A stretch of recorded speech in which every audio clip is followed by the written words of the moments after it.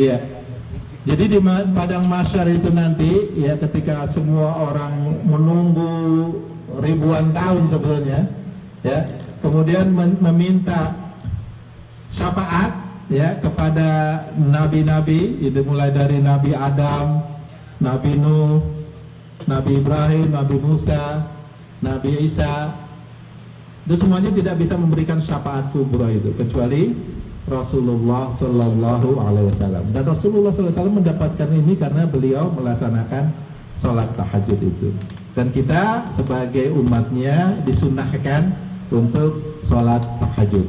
Ya, jadi Rasulullah ya setelah mandi kemudian melaksanakan sholat tahajud tersebut.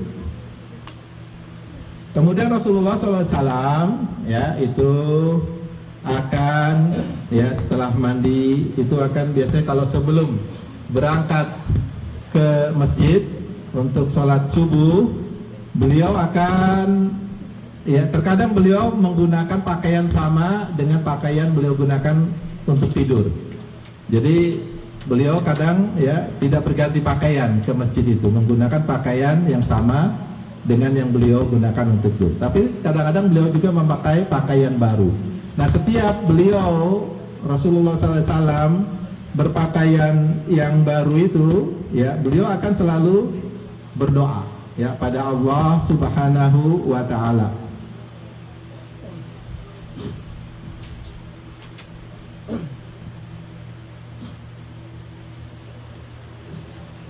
Jadi beliau ketika memakai pakaian ataupun memakai sepatu, memakai celana itu selalu memulai dari sebelah mana? Kanan. Jadi kita ajarkan pada anak-anak kita itu selalu memulai yang baik dengan kanan. Ya, ketika kita memakai pakaian, memakai sepatu itu dimulai yang kanan. Tapi kalau untuk membukanya dimulai yang kiri. Ketika masuk ke dalam masjid mulai kanan, keluar dari rumah mulai yang keluar rumah kanan, keluar masjid kiri, masuk WC kiri, keluar WC. Nah, udah ngerti ya? Itu ajarkan kepada anak-anak, itu sunnah dari Rasulullah SAW. Itu yang Rasulullah SAW lakukan, habits. Dan kalau kita melakukan itu, insya Allah awalnya mungkin kadang-kadang kagok ya, dan mau keluar masjid kalau kita nggak terbiasa gitu kan, kanan. Tapi begitu ingat, loncat kiri dulu. Kadang-kadang gitu kalau kita nggak terbiasa. Tapi kalau udah terbiasa, insya Allah otomatis keluar masjid kita akan kaki kiri, masuk masjid akan kaki kanan. Kalau sudah menjadi habit, buka sepatu kita buka kiri dulu, ya pakai sepatu kita kanan dulu. Itu kalau udah jadi habit, insya Allah ya itu adalah mengikuti sunnah dari Rasulullah SAW, menunjukkan kecintaan kita kepada beliau. Ya, ketika Rasulullah SAW menggunakan baju yang baru, beliau akan berdoa, Alhamdulillahilladzi kasani ya hada warizqanihi min ghairi hauli minni wala quwwah. Ini doa ini menunjukkan bagaimana Rasulullah SAW itu sangat humble ya. Jadi Rasulullah SAW bilang bahwa aku bersyukur ya, berterima kasih kepada Allah Subhanahu wa Ta'ala yang telah memberikan pakaian ini tanpa sedikit pun bagian dariku untuk menyediakannya. Artinya pakaian itu kan Rasulullah SAW nggak membuatnya kan ya. Kemudian bahannya dari apa biasa pakaian itu? Katun, kapas. Yang nanam siapa? Rasulullah nggak nanam. Tahu-tahu udah sampai ke tangan beliau pakai. Nah, itu bagaimana Rasulullah SAW ya humble dan menghormati ya proses itu, sehingga beliau sangat mensyukuri kenikmatan seperti itu, nikmat yang tak terhingga bagi beliau. Pakaian udah sampai di sini, udah jadi, udah ada yang jahitin. Bahkan kalau kita cinta kepada istri kita, ya udah disetrikain. Ya bayangin tuh. Kalau Indonesia kayak di sini kayaknya nggak, jarang setrika ya. Tapi di Indonesia itu disetrikain terus, nggak boleh lecek. Ya. Di sini sama juga sebenarnya, udah disediain, udah dicuciin, udah dilipetin. Itu kan bukan main ya nikmatnya. Kalau kita bisa merasakan itu, apa yang seperti Rasulullah SAW rasakan, insya Allah hidup kita itu akan nikmat, akan easy lah, akan gampang gitu loh. Dan akan appreciate, akan sangat menghargai apa yang dilakukan orang lain, termasuk tentunya apa yang dilakukan istri kita. Kadang-kadang istri kita itu perlu perhatian seperti yang kecil-kecil itu. Kadang-kadang kita nggak lupa, pakai aja. Begitu kusut marah, ya nggak? Ini kok pakaian kusut kayak ini nggak disetrika misalnya. Padahal istri kita sudah mencucinya, sudah melipatnya dan sebagainya. Mungkin sudah mensetrikanya, tapi kemudian mungkin lecek lagi istilahnya. Jadi Rasulullah SAW. Nah, Rasulullah ketika di Madinah, beliau juga menggunakan cincin, dan cincinnya itu bertuliskan Allah, Rasul, Muhammad. Jadi urutannya seperti itu, ada tiga baris itu. Kenapa Allah yang di atas? Karena Rasulullah SAW nggak mau nama beliau di atas, tapi membacanya dari bawah sebenarnya. Muhammad, Rasul, Allah. Tapi tulisannya Allah, Rasul, Muhammad, gitu ya. Karena Allah yang dari atas.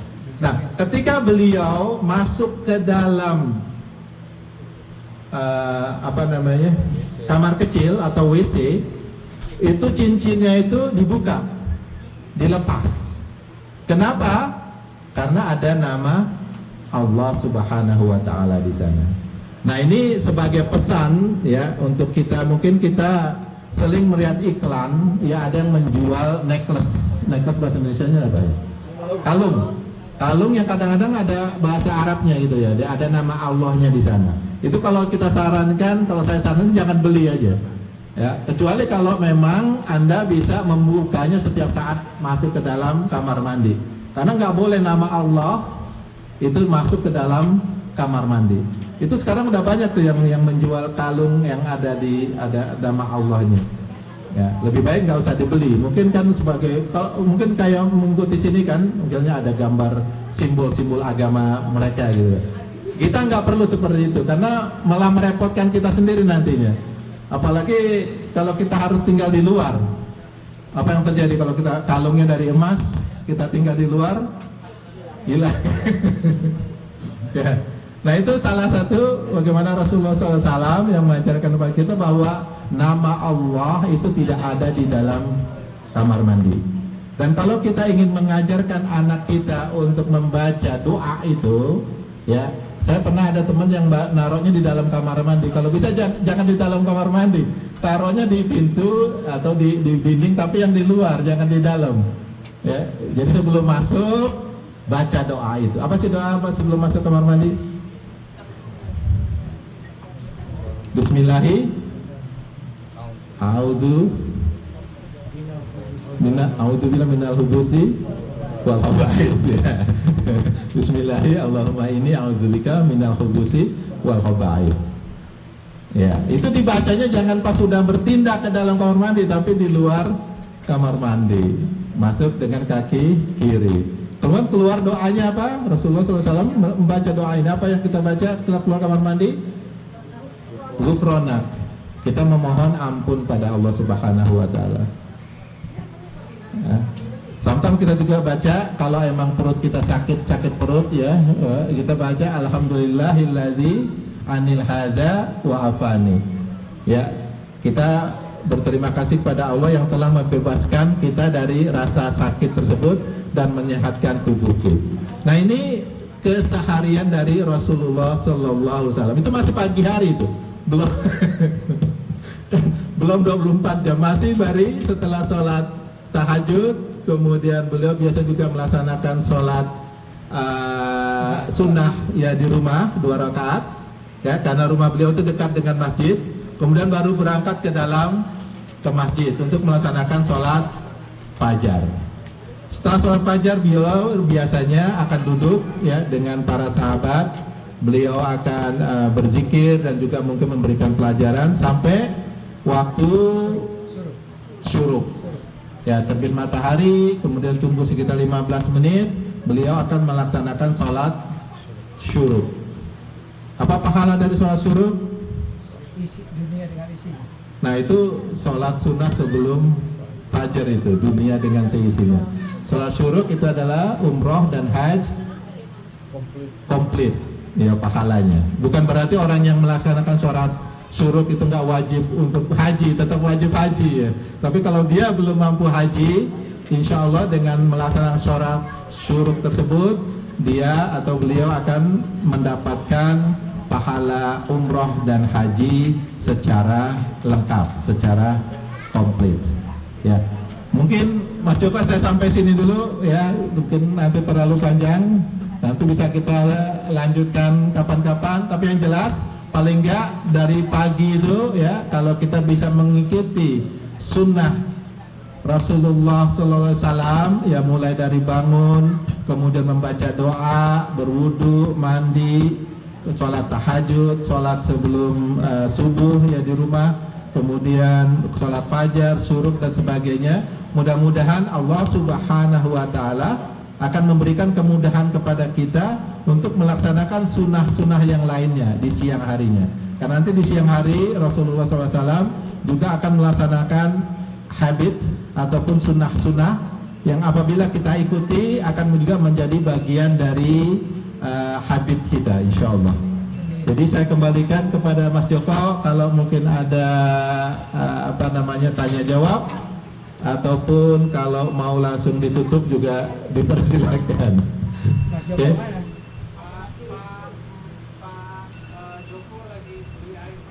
Pak Joko beli air. Ini moderatornya siapa nih? Mas Dodi. Ada yang mau jadikan moderator? Jangan saya jadi moderator, nanti kayak Sidul. Sidul anak Betawi itu kan semuanya diambil ya. Artis, hari ini Sidul. artisnya dia, produsernya dia, sutradaranya dia, gubernur. Sekarang jadi Sidul, Pak. Itu Sidul film yang paling itu loh, jadi komplit ya. Dia sebagai pelaku dan sekaligus semuanya. Hanya Faiz saja, Pak. Faiz. Faiz. Ais nggak ada juga. Udah, Pak. Sendiri aja. Oke. Rodin, Masa saya tutup sendiri? Rodin, gimana Rodin? Itu Rodin mau ngomong Pak.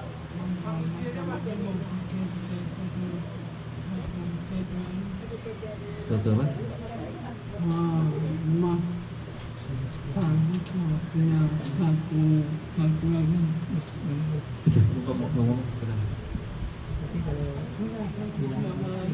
Enggak ada sih, tapi tergantung tadi ini, tergantung Mas Joko. Kita tunggu Mas Joko. Iya, makanya. Jadi mungkin kita buka tanya jawab aja ya. Kalau ada yang mungkin ingin lebih lebih detail ya, masalah paling enggak dari kehidupan Rasulullah SAW dari pagi sampai sholat syuruk tersebut ya. Bisa juga pertanyaan lain kalau memang Setelah itu apa? ada. Hah? Setelah itu Oh, apa? itu Pak. Terus, Pais. Kenapa? Tak terus selanjutnya Pak. Oh, Pak Joko beli air. Beli air. Oh.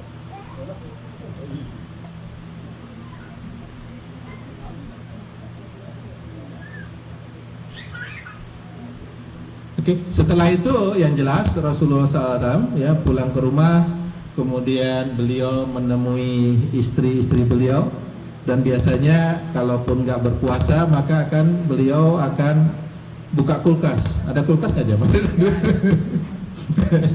Artinya Tenggok namanya. mencari sarapan lah istilahnya gitu ya. Kalau tidak ada sarapan ya, ternyata istri beliau itu tidak masak, tidak ada masakan di rumah, apa yang beliau lakukan? Beliau langsung berpuasa. Nah, ini juga merupakan hukum ya buat kita, bahwa puasa sunnah itu tidak harus diniatkan di malam hari, kecuali puasa Ramadan. Puasa Ramadan itu sebagian besar ulama yang mengatakan harus diniatkan di malam harinya. Tapi kalau puasa sunnah itu bisa diniatkan langsung ketika kita ingin berpuasa pada siang itu juga. Tapi syaratnya belum makan. Misalnya udah makan jam 7 pagi, jam 12 pengen puasa, ya nggak berlaku. Kalau kita belum makan jam 12 kita ingin puasa, nanggung pengen puasa sampai maghrib misalnya, nah itu diperbolehkan. Jadi niat itu boleh saat itu juga. Itu Pak Sebian, dan beliau biasanya akan pulang dan memberikan salam kepada istri-istri beliau. Ya. Dan beliau itu tidak pernah komplain, tidak pernah menghardik istri beliau, tidak pernah menghadrik anak-anak kecil. Makanya Anas bin Malik itu adalah salah satu pemuda atau anak kecil yang dirawat oleh Rasulullah, sering sekali datang ke tempat Rasulullah SAW, bahkan dianggap sebagai khadamnya Rasulullah SAW, pembantu, suka membawakan sendal Rasulullah. Itu beliau bilang, Anas bin Malik bilang bahwa Rasulullah itu nggak pernah sekalipun menghardik anak-anak kecil, nggak pernah sekalipun menghardik dia. Itu bagaimana karakter, ya, bagaimana akhlak dari Rasulullah Sallallahu Alaihi Wasallam, tidak pernah menghardik istri-istri beliau. Jadi ini mungkin buat kita semua, ya, terutama karena beliau adalah laki-laki, ya, artinya suami, maka ini mungkin pelajaran buat kita para suami bahwa begitu loh akhlak Rasulullah. Rasulullah itu tidak pernah menghadrik istri-istri beliau. Menghadrik, hardik kau salah. Menghardik istri-istri beliau. Ya. Jadi Rasulullah bilang bahwa khairukum, yang paling baik di antara kalian adalah yang paling baik terhadap keluarga kalian, istri-istri dan anak-anak kalian. Dan aku, kata Rasulullah, adalah yang paling baik terhadap keluargaku. Artinya apa? Ini yang sering terjadi, ya, kalau kita keluar, ya, umumnya kita itu sangat baik ke orang lain, ya. Orang lain tuh nggak pernah tahu bagaimana kita di rumah sebenarnya. Gitu. Jadi ada yang bilang kalau ingin melihat apakah suami itu atau laki-laki itu adalah laki-laki yang baik, tanya istrinya. Tanya istrinya. Karena apa? Karena istrinya yang terlalu luar dalam.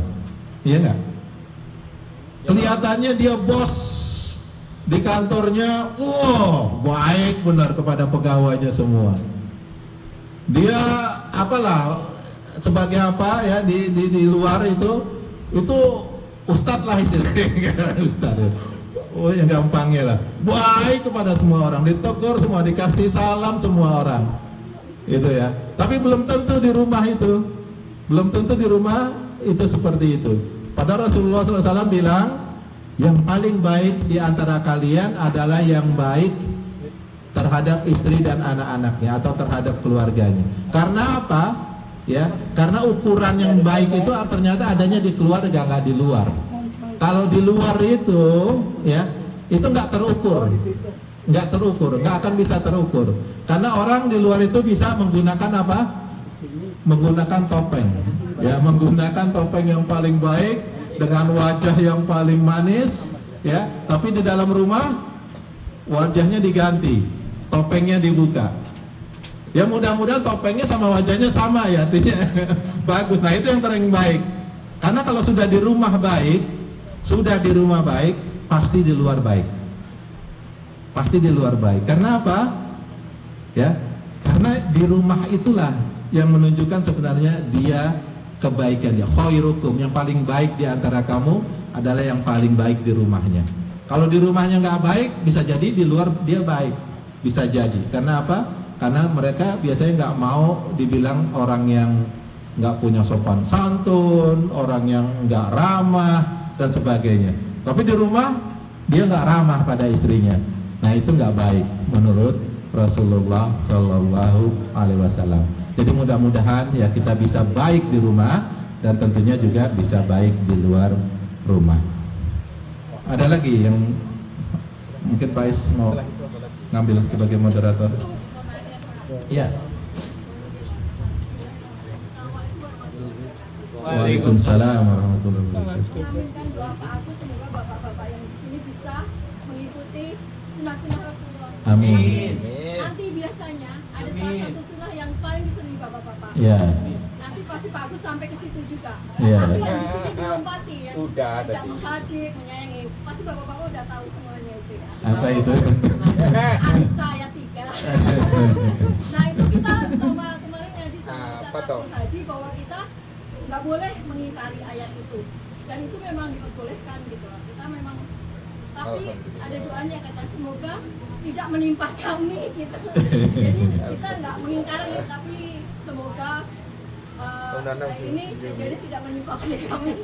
Om Nanang senyum-senyum. Jadi Iya. mohon Pak Agus itu nanti untuk dicolek-colek juga yang gitu. Difatwakan. Ulangi lagi Pak, biar agak jelas. Enggak usah. Malu saya. Om Nanang sudah senyum-senyum. Boleh? Nanti hubungannya dengan yang Superman, gentleman, real man, no comment tadi. Itu tidak ada di kamus ibu-ibu Sudah ada di kamus ya. Liana mau jelasin itu. Saya menyambung aja dari yang dimaksud Mbak Yuni gitu ya Pak. Jadi maksudnya bapak-bapak itu harusnya mengikuti apa yang menjadi sunnah-sunnah dari Nabi yang banyak-banyak itu. Terus kemudian mengamalkan semua yang ada di Al-Quran. Tetapi kalau bisa jangan sampai yang An-Nisa ayat 3 yang diutamakan gitu loh Pak. Iya. Pertanyaannya apa Mbak Yu? Ya seperti itu. Tadi jadi jangan dilompati gitu loh. Ada Suami Mbak ini datang nggak? sebelahnya itu. Jadi bapak-bapak harus ada apa doa-doanya dulu yang sepele-sepele, yang mau masuk kamar mandi, yang keluar kamar mandi, yang mau berdoa untuk Intinya seperti itu. Kalau Iya, udah intinya. hafal semua boleh. Bapak-bapak tahunya poligami aja. Iya, jadi kayak Itu dia jelas kayak buffet gitu loh, ambil yang mudahnya. Oh ini boleh kok, ini sunnah kok gitu. Tapi yang untuk tidak menghadik, yang puasa misalkan tidak ada makanan di rumah, itu kok belum makan, kok belum masak, nggak ada nasi, seperti itu contohnya. Ya gitu kan bisa puasa gitu, misalnya seperti itu. Ini bukan pengalaman pribadi loh Pak.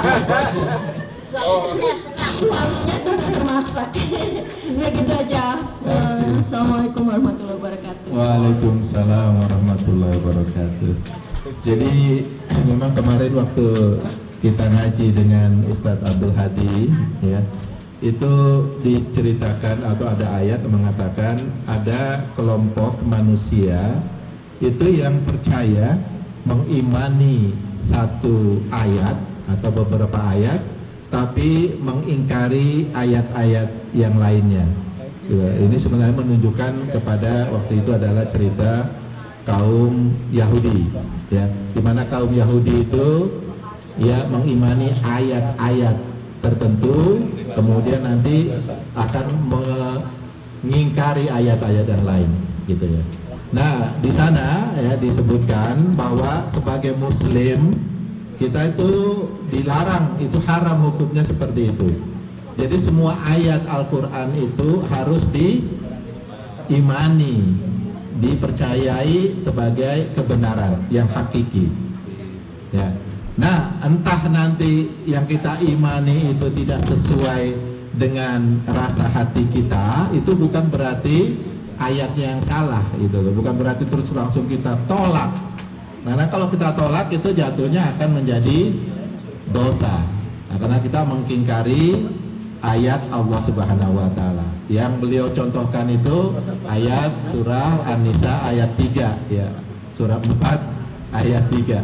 Ya di situ Allah Subhanahu wa taala berfirman ya, kalau kamu suka ya kepada wanita, maka ambillah Satu. Belajar. 4. 4 Kalau nggak bisa. Ya. 2, 3, 4 waruba. Tapi kalau nggak cukup, nggak cukup, nggak cukup, sorry. Kalau tidak bisa berbuat adil, maka 1. Ini kalau bagi wanita itu sukanya, katakanlah, itu mungkin ayat ini kurang srek ya. Padahal ini ayat yang paling bagus dibandingkan dengan agama-agama yang lain. Agama yang lain itu tidak diatur itu, nggak ada ayat seperti itu. Kata Allah apa? Kalau kamu nggak bisa adil, berapa? Satu. Artinya default perkawinan itu adalah satu istri. Ya, satu istri. Dan hanya di Quran yang mengatakan itu. Coba cari di apa namanya? Di kitab-kitab lain nggak ada tuh mengatur masalah sampai sedetil itu. Ya, bahkan ya kalau kita mungkin membaca kisah misalnya Nabi Daud, itu istrinya berapa? Ibu 100 dia. Waktu itu 99 sampai ingin mengambil yang ke 100 ya harus apa namanya mengorbankan penggembala kambing, istrinya mau diambil ya. Itu salah satunya 100. Nabi Sulaiman istrinya berapa? Nah itu yang paling banyak, hampir 1000. Itu enggak kita bayangin istri kita 1000 capek. Nggak kuat. Makanya dibilang nggak kuat. Ya, nggak kuat. Ya. Jadi hanya Islam yang benar-benar mengatakan, justru ya ketika Islam mengatakan itu, kok yang paling di apa namanya? Paling dipersoalkan gitu loh. Kenapa yang lain nggak dipersoalan, yang free mau terserah berapa aja, justru yang Islam bilang satu kalau adil, kalau emang ini cukup satu. Sayangnya juga banyak muslimah yang ikut-ikutan mempersoalkan ayat itu gitu loh. Padahal nggak perlu dipersoalkan. Apa sih yang dipersoalkan? Takut 4. Tanya begini. Nah, Nanang udah senyum-senyuman. Iya, oke. Nah, terlalu berani.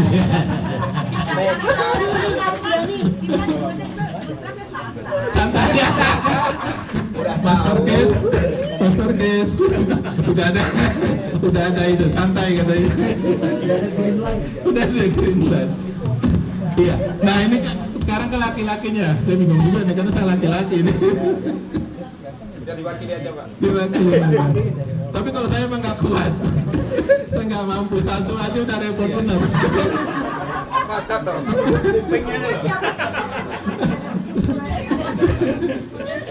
Kayaknya mau dibikin repot ya, Pak. Satu aja repotnya bukan main. Bukan repot apa ya? Karena kan kita sebagai suami, sebagai laki-laki, istri, anak itu kan sebenarnya titipan dari Allah Subhanahu wa taala. Istri itu tanggung jawab kita gitu loh. Satu aja ya, kalau kita belum mampu memberikan pertanggungan jawab itu, ya jangan coba-coba 2 lah gitu loh maksud saya.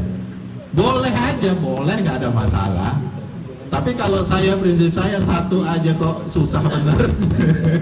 1 udah repotnya kayak gitu, apalagi 2, apalagi 3, apalagi 4. Waduh, repot kayaknya loh. Coba lah. Coba, Pak. Kalau hijau itu, Pak. Tapi yang jelas begini, bahwa suami itu diberikan tanggung jawab untuk memuliakan istri, untuk memenuhi semua hak istri dan anak-anak. Kalau kita emang mampu, maka disebut kalau kita bisa adil. Kalau kita memang mampu lebih dari 1, silakan. Tapi tanyalah ke dalam hati sanubari kita, kira-kira kita mampu nggak? Bahkan di ayat yang lain Allah Subhanahu wa taala langsung menunjuk kepada Rasulullah SAW bahwa kamu itu juga nggak mampu, dalam arti kata membagi kasih sayang itu nggak akan bisa adil. Yang adil mungkin materi pun kadang-kadang udah merasa adil pun mungkin istri nggak merasa adil juga. Itu nanti jadi masalah juga di akhirat nanti itu. Ya. Jadi kalau kita memang sungguh-sungguh bisa merasa adil dan mau bisa bertanggung jawab, ya, bisa membahagiakan istri yang lebih dari 1 itu, silakan, nggak dilarang. Ya. Dan tanya juga pada istri. Karena ada juga istri yang bilang, ya, jadi ditanya, ya, dia bilang kepada suaminya, baiklah, ya, saya akan izinkan kamu untuk menikah lagi, tapi syaratnya ya 2. Ya, apa itu yang pertama? Ya, ajarkan saya dulu agar bisa menerima semuanya, agar diberikan ya ilmu-ilmu, agar saya itu benar-benar rela, itu agar benar-benar rela dan tidak merasa sakit hati ketika kamu beristri lagi. Syarat pertama. Apa syarat kedua? Syarat kedua, langkahi dulu mayatku. Apakah itu? Apa? Enggak tahu. Seragam ibu kan? Astagfirullahaladzim. Ya mudah-mudahan itu bisa menjawab ya. Tapi yang jelas memang ya ini untuk kedua-duanya, Cuma jawaban. suami istri, pria wanita, kita sebagai muslim dan muslimah, bahwa semua ayat dalam Al-Quran itu memang perlu kita imani. Bagaimana cara kita mengimani itu nanti yang akan membedakannya. Ya, makanya ada tafsir, ya ada fikih, segala macam. Karena memang ada perbedaan di sana nanti insya Allah. Nggak ada lagi? Ada lagi Mas Haji? Ada istirahat. Silakan mau Tambahkan. counter. Katanya Pak, Mas yang belum yang lokal kan mau sobek. Yang lokal itu soal yang lokal. Dah? Ya tadi Pak Agus sebentar. Masalah syafaat tadi Pak. Ada hadisnya nggak tahu hadis persisnya itu. Apa itu hadis tingkatannya hadis apa yang derajatnya sahih atau apa saya nggak tahu. Jadi kalau kita banyak membaca sholawat, Ya. insya Allah akan mendapatkan syafaat dari Ya. Rasulullah. Ya. Makanya saya ingin tahu apa tadi sempat disinggung masalah syafaat kubro dari Rasulullah. Kemudian apa kira-kira jenis syafaat Ya. yang diberikan kepada umatnya nanti di hari kiamat? Mungkin Pak Abu bisa Oke. memberikan. Jadi jenis-jenis syafaat, kemudian syafaat apa saja yang diberikan oleh Rasulullah Sallallahu Alaihi Wasallam kepada umatnya. Dan perlu diketahui ya, kalau kita baca surat ayat kursi itu kan di sana ada ya, bahwa tidak ada yang bisa memberikan syafaat kecuali dengan izin Allah Subhanahu Wa Taala, termasuk Rasulullah Sallallahu Alaihi Wasallam. Nah, syafaat Rasulullah Sallallahu Alaihi Wasallam ini banyak sekali. Yang paling tinggi itu adalah yang syafaat kubro itu, maka disebut sebagai syafaat kubro. Karena yang lainnya tidak bisa memberikan, yang lainnya tidak bisa memberikan. Sedangkan syafaat yang lain nanti, ya itu orang pun bisa memberikan. Misalnya anak yang hafiz misalnya, itu bisa memberikan syafaat kepada orang tuanya. Ya, akan mengajak orang tuanya ke surga, akan memberikan jubah hijau kepada orang tuanya, diangkat ke surga dan sebagainya. Jadi syafaat itu juga tidak hanya diberikan oleh Rasulullah SAW, tapi kita pun bisa memberikan syafaat kepada keluarga kita, kepada teman kita. Maka ada hadis juga mengatakan ya, nanti di surga nanti ya, ketika kita tidak melihat teman kita, gitu ya, itu kita bisa meminta syafaat, kita minta pada Allah Subhanahu Wa Taala untuk mengangkat atau menarik teman kita yang biasa pergi seperti ini, ya. Oh, saya kok nggak melihat teman saya yang suka pergi dengan saya ke masjid atau ke halakah segala macam. Mungkin doa kepada Allah Subhanahu Wa Taala nanti akan diambil. Kemudian ya sayangnya orang itu mungkin adanya di neraka, nanti akan diambil oleh Allah Subhanahu Wa Taala sebagai bentuk dari syafaat. Al-Quran pun bisa memberikan syafaat kepada kita. Barang siapa membaca surat Al-Mulk tiap malam, apa syafaatnya? Itu nanti sebagai pembela, lawyer di akhirat nanti. Jadi banyak jenis syafaatnya. Yang syafaat paling tinggi itu adalah syafaat kubro itu tadi. Kemudian untuk mendapatkan syafaat Rasulullah SAW, terkadang kita memerlukan syarat, terkadang tanpa syarat pun Rasulullah SAW memberikan syafaat kepada kita. Ya, salah satu syarat misalnya kita membacakan salawat kepada Rasulullah SAW, nanti Rasulullah SAW akan memberikan syafaat kepada kita. Kemudian ketika kita membaca doa ya setelah azan itu juga nanti Rasulullah SAW akan memberikan syafaat kepada kita. Banyak sekali hal-hal yang bisa kita lakukan untuk mendapatkan syafaat dari Rasulullah SAW. Tanpa itu pun ada juga syafaat Rasulullah SAW yang diberikan kepada umatnya. Walaupun umatnya itu mungkin tidak memenuhi syarat yang diberikan tadi, tidak bersalawat atau apa. Tapi ya Rasulullah SAW akan minta kepada Allah Subhanahu Wa Taala untuk mengambil ya setiap orang yang beriman yang ada di hatinya itu iman untuk diambil dari siksa neraka, untuk dipindahkan ke dalam surga. Allah akan memberikan izin untuk itu, dia akan diraup lah, seperti diraup itu ya. Orang yang muslim yang ada di neraka itu karena syafaat dari Rasulullah SAW. Jadi banyak memang syafaat itu.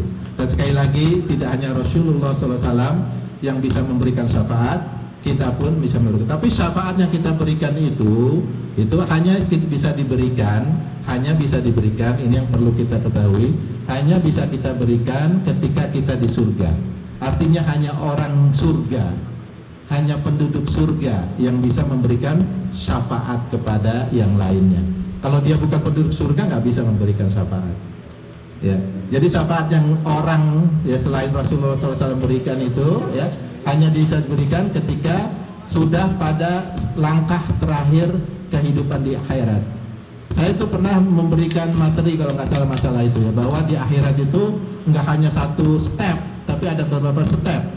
Mulai dari dibangkitkan, kemudian di padang mahsyar. Setelah di padang mahsyar itu ada apa? Ada judgment day itu, hisab. Setelah hisab itu nanti akan diberikan kitab. Kalau dari kanan oke, dari kiri nggak oke. Ya, setelah itu ada timbangan. Ya, dari timbangan itu pergi ke Danau Al-Kautsar. Dari Danau Kautsar pergi kemana? Ke Sirat. Ya, jembatan. Setelah dari Sirat itu baru masuk surga. Nah, orang yang sudah dimasuk surga inilah yang bisa memberikan syafaat kepada temannya, keluarganya, siapapun yang dia inginkan. Jadi syaratnya kalau orang lain itu memberikan syafaat ketika dia sudah ada di surga. Tapi kalau Rasulullah enggak, ya waktu masih di padang mahsyar pun Rasulullah SAW sudah bisa memberikan syafaat. Itu mungkin bisa menjawab pertanyaan itu, insyaallah. Jadi kalau kita ingin bisa mendapat syafaat sekaligus bisa memberikan syafaat nanti, insyaallah, maka jadilah penduduk surga. Apa syaratnya? Iman dan amal soleh. Itu syarat masuk surga sebenarnya itu kan, iman dan amal soleh. Ya, insyaallah Allah Subhanahu Wa Taala ya memberikan kita kekuatan iman dan juga kekuatan agar bisa melakukan amal soleh sebanyak-banyaknya. Amin amin ya rabbal alamin.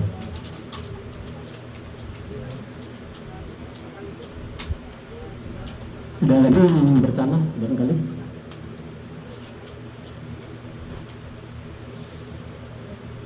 Yang sebelah sana, ya, ada pertanyaan?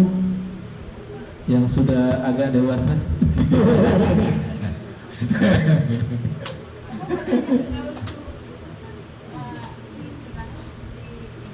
Iya, iya, iya. Tapi kalau misalnya kita kan perempuan kadang-kadang ke masjid kan Iya. ibu, Iya. bapak-bapak juga di sini, suami saya terutama Iya. nggak ke masjid. Jadinya kalau syuruknya itu di rumah kan tidak apa-apa gitu. Iya, jadi gini, untuk syuruk itu memang ada persyaratan.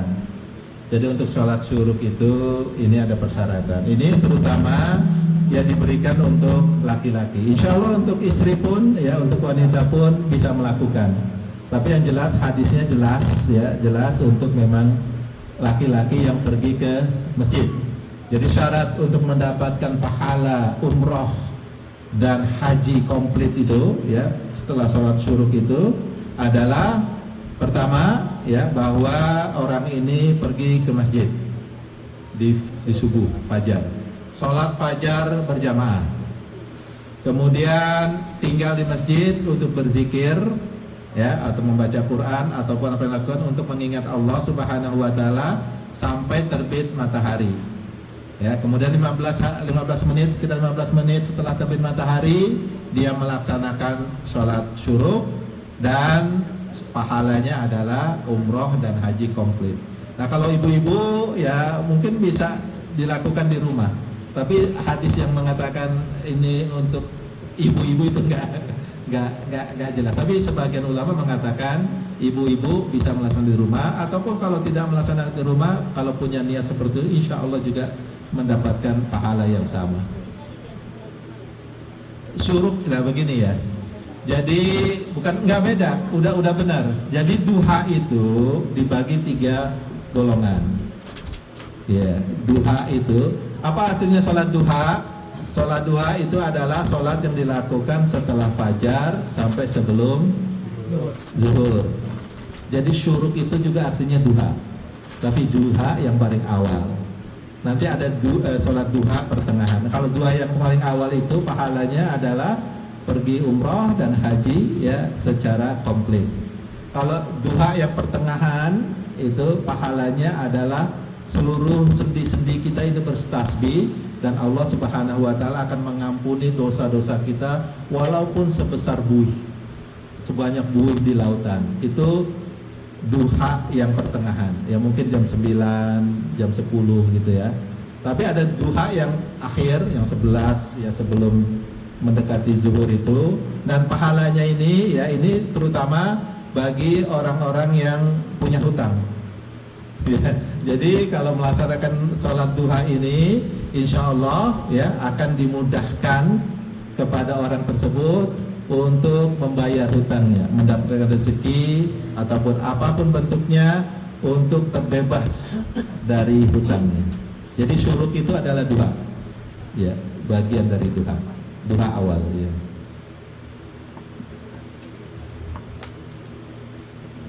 Ada lagi? Apa? Oh, jadi sampai waktu zuhur gitu ya. Nah begini, dari ada kalau zaman Rasulullah SAW itu menghitungnya dengan matahari ya. Jadi zuhur itu dimulai itu ketika matahari itu tergelincir sedikit dari ubun-ubun. Ya, kalau matahari di ubun-ubun itu justru dilarang untuk sholat. Ya, jadi waktu dilarang untuk sholat salah satunya adalah ketika matahari ada di atas persis. Jadi itu nggak boleh sholat, termasuk yang nggak boleh sholat duha itu, ya. Jadi batasnya itu. Jadi sebelum masuk, kalau bahasa Arabnya zawal, itu ketika matahari kalau orang Betawi bilang matahari bengkek lah. Matahari bengkek lohor itu di tengah-tengah di ujung di mana itu dilarang untuk sholat. Itu si Jawa namanya beduk, Pak. Beduk. Beduk itu Tengah persis. Ya. Jadi waktu yang dilarang sholat itu ya itu, kemudian pas matahari terbit itu juga dilarang. Makanya kita kalau sholat syuruk itu tunggu dulu 15 menitan. Ya, itu waktu-waktu yang dilarang untuk sholat. Begitu. Hah? Ya, ketika matahari persis terbenam itu, ya. Ada tiga waktu yang dilarang untuk sholat. Ini untuk sholat sunnah ya. Kalau memang kita misalnya kesiangan, bangun kesiangan, ya, bangunnya pas matahari terbit, ya tetap harus sholat subuh. Sholatnya sholat subuh, nggak dilarang, gitu. Ya. Ya. Bisa menjawab Bu ya.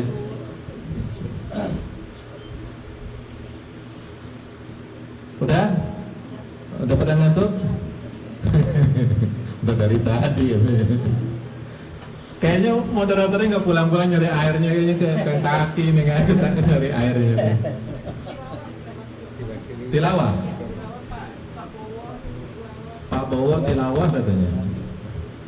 Kemudian nanti nada ya. Oh Mas Uji tilawah. Oke, insya Allah ini perintah ya dari moderator ya. Cinta nggak sama Mas Joko? Apa hubungannya? Oke, jadi insya Allah kita akan mendengarkan tilawah Quran surah Al-Ahzab ayat 21, 22, kemudian 23 sampai 25 oleh Pak Bowo, Mas Uji. Ada enggak jadi? Oke. Saya silakan bisa dengan artinya langsung.